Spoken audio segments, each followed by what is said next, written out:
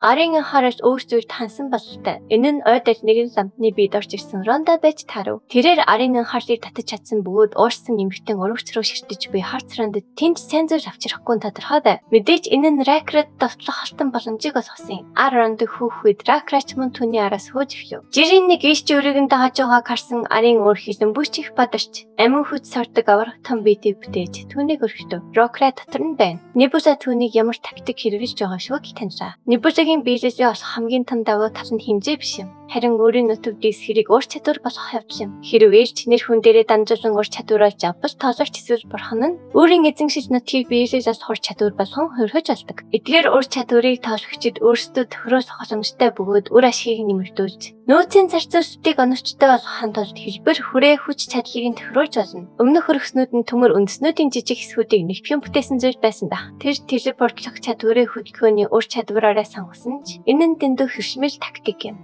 Нэг чухал зүйлийг мартчихээн. Рак хорон муу бурхныг асан дэвшээ. Ийм агуу гавья байгуулсан ирч ямар цол автгийг мэдхүү. Бурхан хөнөөгч хэрв тавтлах байна бурхан бол тэрэндээ толдож явах үед үүсэх халиваа сөрөг нөлөөг эсрэгүүцдэг. Элчнэр нэр хүндийн хийхрээр ур чадвараар авдаг. Түүний сэтгэл зүйг товтгөргүй болгох гэсэн оюун санааны хяналтын техник рак дээр ажиллах ямар ч боломжгүй. Рак дараагийн дайралтаа хийхэд энэ нь бэнда тасч түүний хүн шархтолов. Өнөөх эмэгтэйд хайж нүднээс далд оров. Энэ үед тэр эмэгтэй шархаа эвлэх цаг хочин тулд дайралтаа зогсоосныг рак анзаарлаа. Дашрамт хийхэд Эарийн бурхны цалыг Dark Book гэдэг бос Рондог мөх босчууд All Decisions гэж дууддаг. Dark Book өргөсөн явдалд нь All Decisions төрийн их уурж байгааг Рак гадарчээ. Тиймээс тэр Рондгийн залран орсон ирчрүү халтхайг хичээж байгаа. Гэвч хэрв тэр All Decisions руу хар өргөсөрөө дайрвал Ракч бас Dark Book-ийн байршийг тавтаах боломжтой болно. Түүнийг Эарийн байршийг мэдрэхээр анхаарлаа төвлөрүүлж байг Небус түүнийг дуудаж. Одоохондоо Dark Book-ийг марк гэж илчтэй хийв. Гэвч Рак хэрэг Эарийг зүгээр орхивол All Decisions аюул дарна гэж имэж байв. Небула түүнд All Decisions юу тохиолдох нь тийм ч чухал биш гэж тавьшруулав. Тэд түүнийг зөнд нь хайж байна гэсэн үг биш. Зүгээр ч түүнд туслах өөр арга замыг олох хэрэгтэй байна. Дараа нь дүр зураг нэлээд хүнд шархтаад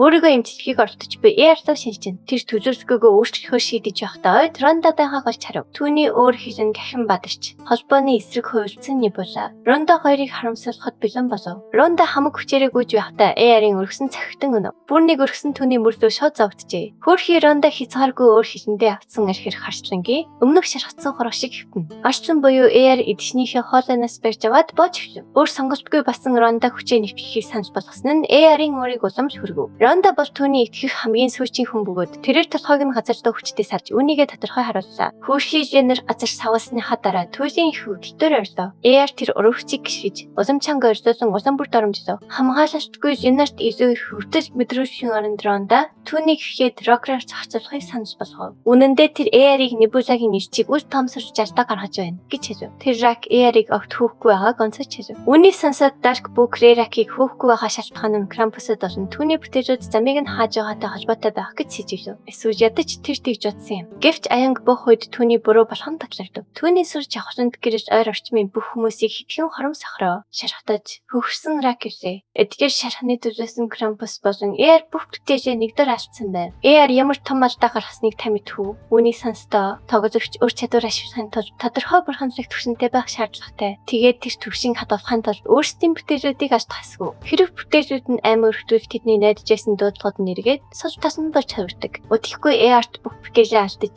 туршлагын оноо хасагдсан тухай мэдүүлж ирж түүний түвшин 19-с 13 болж буурав. Түвшин нь буурснаар түүний биелэл олох чадвар хэрэггүй болж Рерактархад бүрэн гэж гарсан. Түүнийг дисктээгээ түнлүүдээр хойд тэрээр эцсийн хүчээ гаргахыг орчдов. Гэвч түүнд хангалттай түвшин нууц байхгүй төр давталгаа хийж чадахгүй байв. Тэрхүү сүр дараа мөч нөхгийн аюултай байж тэр хөвжидээ шууд зөхөлөв. Рак дараа нь өнөөх эмэгтэй гიშгэж жадаа цэйжлүүн шууд зоож тентэн цавшгаан зөхөлөв. Ойрын аюулыг устгасны дараа Рак хол Decisions-ийг бүс ходон таслав. Тоглогч Эар уссаж болсон бөгөөд түүний яжигч гол хов нэмэр оруулсан хүн нь 64% хувь нэмэгтэй Небулалахыг тоглогчдод хордон мэдэгдэв. Энэ мэдээллийг хараад Ронда Небулагийн хувь нэмэр 70%-аас бага тул систем түүний хувь нэмрийг ч бас тооцсон байх гэдэгт итгэлтэй байв. байв. Яг тэр мөчид Небулронттой холбогдож яг одоо итгэжээ алдж байгаа тул хөдөлгөөг тушаав. AR өгсөн тул түүний зарарсан хിവэр байх нь утгагүй бөгөөд дайнч тусаагүй байна. Тодорхой тушаал асан Ронди хош идэв. Тэр тулаанаас хойш сар хагсын хугацаа өнгөрөв. AR-ийн өхөж болон Рондагийн гинтийн урагшлаар дайн үрдүр төвтэй болов. Жан Монгол болон Гуманы цэргүүдийг сэргээхийн тулд маш шаргуу ажиллав. Тулааны гол фронт Рондын зөвхөөрөө шилжиж өөстөн дотоод зөрчлийн улмаас орцоогүй байсан Сигмэн цэргүүдийг авчирсан. Тэр Жукагийн тариалангийн талбай уур хай хотчтойны замыг эзлэнөрч устгажээ. Ронда тэднээс урсан тул түүний тариалангийн талбай болон бүсэд зөөшиг устгасан нь утгаачльтай юм. Гэвч Небула хүнд зөвхөн Рондаг үзэн ядас төвшээс илүү зүйл байгааг мэдчихэж байв. Магадгүй wisdom энэ дайныг урт хугацааны болохыг ордож байгаа байх. Түүнийг бүх зүйлийг нэгхэн бодож байтал жанаас видео дуудлага ирв. Небула шууд дуудлагыг авсан мэдээч хэрэг. Жам бууж өгөх санал тавихаар ирсэн байж таарав. Тэр динамик өгөхөд бэлэн байгаа бөгөөд Крампус аль хэдийн зөвшөөрсөн ч дараа нь заавал буцааж авахар орсон гэдгийг тодорхой хэлв. Түүнчлэн тэд Небулад AR-ийн нутаг дэсгэр болон Жамны 3-ны нэгийг санал болгож байна. Үүний зэрэгцээ холбоотнууд Жукагаас эзэлсэн газар нутгаа буцааж өгөх болно. Жанд нэмж хэлэх зүйл олон байсан ч Небула түүний хүлээн зөвшөөрөх ёстой нөхцлүүдийг сонсохыг илүү сонирхож байв. Энэ тохиолдолд Жан өөрийн шаардлагуудыг танилцуулав. Эхнийх нь Небула ямар ч хариу арга хэмжээ авахгүйгээр дайныг зогсоох ёстой. Хоёрдугаарт AR-ийн баслын статусын тухай юм. Жаныг яриагач дуусаагүй байхад Небула ütсэн нөхцлүүдийг сонсохгүйгээр сансыг шууд татгалзав. Тэр зүгээр тоосонгүй. Хин ялагдаж байгааг бүгд мэдж байгаа билээ. Небула өөр секунд ч алчгүй дуудлагыг дуусгав. Дуудлагын дараа Ронда түүнээс нөхцлүүдийг татгалзсан шалтгааныг нь айдуухан асуув. Сөрөг хүчин өөрт байгаа бүхнээ санал болгож байгаа тул буушд хийхийг зөвшөөрөх нь тэдэнд хамгийн ашигтай байв. Хэрэг зөвшөөрсөн бол ирээдүйн дайнд маш том давуу талуудтай байх байсныг хийж чадхаар тэн сонирхолтой санал байсан гэдгийг Небула зөвшөөрөв. Ронда түүний ирээдүйн дайн гэж хэлснийг ойлгосонгүй. Хэрэг тэр тэдний бууж өгөхийг зөвшөөрөх ялгч болж